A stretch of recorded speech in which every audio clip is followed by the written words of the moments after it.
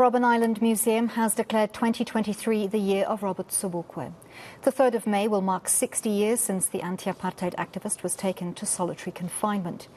The year of Sobukwe looks at the contribution that Sobukwe and other political prisoners incarcerated at Robben Island made to the political freedom we all enjoy today.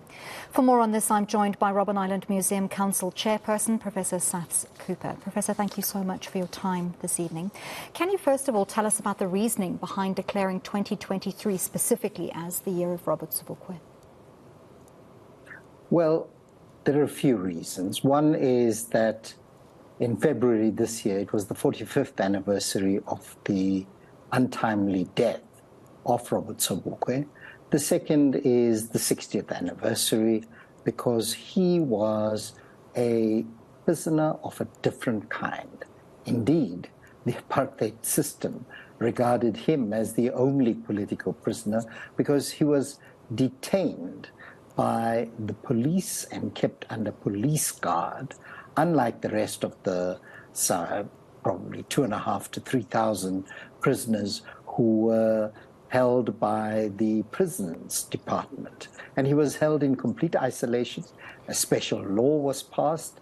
That law allowed for the minister to proclaim that any prisoner can be held up to a year at a time. And it was Robert Sobukwe who was the only one who was held for 6 successive years in complete isolation, away from everybody else, not allowed the usual kinds of privileges that convicted prisoners had. And it was seriously a solitary confinement that really, I think that very few people will be able to undergo and come out of intact. Tell us a little bit about the lectures, seminars and the activities scheduled as part of this campaign. Well, look,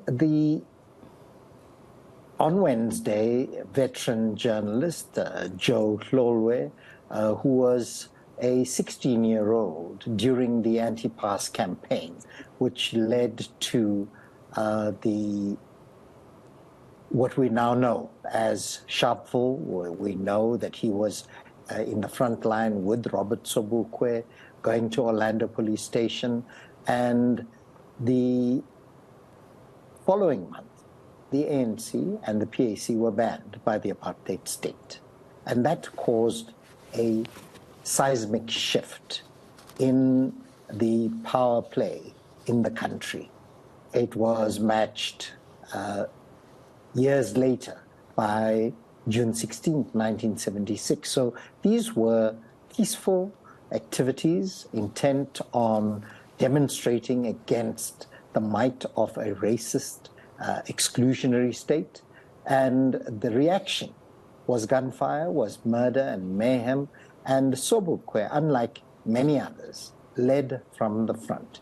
He did not have his followers going forth and surrendering themselves without their passes. He was one who actually led and went up to the Orlando Police Station and said, "I don't have my pass, arrest me." He did get arrested and he was convicted. He served 3 years, but that was not enough. So feared was he that they had to keep him for 6 more years. And those in Robben Island completely isolated. So we felt that it's appropriate to recognize the pantheon of struggle heroes who contributed to make this democracy possible. We won't be speaking here with eNCA.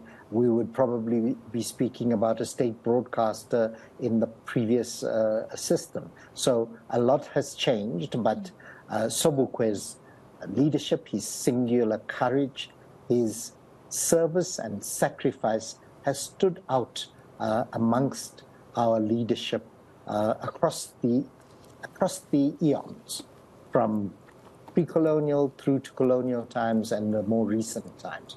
It's also significant that 1963 is the year when the Rivonia trial happened, and Nelson Mandela, Govan Mbeki, Walter Sisulu and various others were incarcerated in Robben Island subsequently. So there's a lot of history here. And we felt this is appropriate. It's a good segue to celebrating our 30th anniversary next year. And we plan on having a reunion of all political prisoners, not only those who are on Robben Island. There's a series of lectures. We had one in March this year on Walter Sisulu.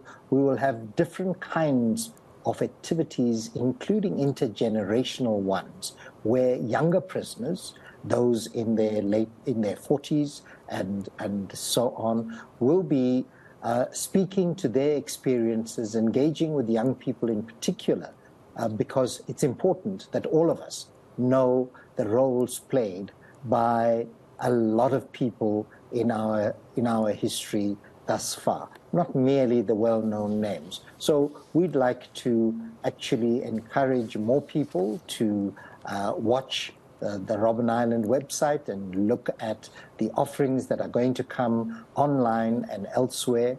And we're going to also localize some of the memorializations, because we can't hold everything on Robben Island. And we will be doing that in different localities throughout the country where there are ex-political prisoners who can guide, who can mentor, and who can tell their stories authentically, without interpretation, without any other narratives, so that their stories are heard and we affirm what they have done for us, especially when all around us seems to be doom and gloom. We need those scintillating stories, those stories that can inspire us. And of course, Robben Island is not only a national heritage site, indeed the national heritage site, it is a World Heritage Site declared by UNESCO. And people from all over the world come to Robben Island. We are also going to enable children under the age of 15 to come to Robben Island free of charge. It doesn't matter who you are, which part of the world you are, as long as you're accompanied by a responsible adult who can take care of you and sign off on liability issues, because unfortunately we have to use a ferry to get to Robben Island at this stage. Hopefully there will be other means of transport that the council and government and partners start looking at as we move forward. So Robben Island Museum and Robben Island symbolises the triumph of the human spirit over adversity, but the museum has had its fair share of its own tough times, disrepair, decay setting in, as is no doubt bound to happen over time. Can you give us an update on the current state of affairs? Well, look, Robben Island did go into a slide. COVID helps do that. And all around us, the degradation that happened did not escape Robben Island. Robben Island is a small island. It's a disappearing small island. It's swampy, and it needs a high degree of specialized maintenance. To retain the national and World Heritage mark, we have to ensure that specific kinds of treatments are used to retain the authenticity of this place. We have done that, and Robben Island is being very quickly restored to its place in our country's history and world history. The controversies surrounding Robben Island have been many. Robben Island is a contested space, and it's been contested pre-colonial times, and it's been contested. The Portuguese attempted to land there, and if the Koringwa were not as hostile, they would have probably colonized us, and we would be speaking Portuguese now. But they ended up in Mozambique. So there was a moratorium in Europe when nobody was allowed to venture there, because they were, the local population was regarded as too warlike. But later the Dutch settled there, and the rest is history, of course. We have a layered history.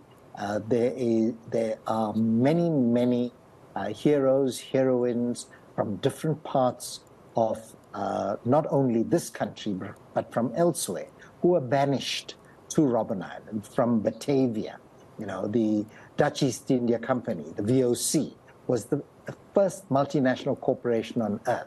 And they banished people from Batavia, now Indonesia and Sumatra and the Malaysian peninsula, if they felt that they were opposed to Dutch settlement there. And Robben Island has one of those entombments, as there are many in the Western Cape. So there's a history here where you'll be pleased to note that the Zaiman family can trace their history to Krotoa, who was called Anna by Van Riebeck, taken into their household at about 9 years old. She was raped, and she had children from another Scandinavian person, Van Meerhof. Van Meerhof wine farm is still there. The leaders of recent memory in our history who can trace direct lineage to Krotoa include Paul Kruger, include Jan Smuts, and include F.W. de Klerk. So there is that kind of history which needs to be told and which can actually bring us together rather than continuing to have the kinds of fratricide that we see around us. And as I said, it's a contested space, but together we can ensure that it becomes a signal for where this country needs to go, and needs to go very fast, relying on the kinds of engagement we had as teenagers, as people in their 20s and older, from 1963 right up to 1991, where despite our different beliefs, we came together and stood for the same kinds of things. Unfortunately, right now, we don't have a pulling together, and the lessons from Robben Island can be retold in different ways, and we can learn from that and appreciate what we have around us and appreciate each other and stop the othering and get on with actually building a cohesive nation. Thank you so much for those insights. South Africa certainly does need a signal of hope. That was Robben Island Museum Council Chairperson, Professor Saths Cooper.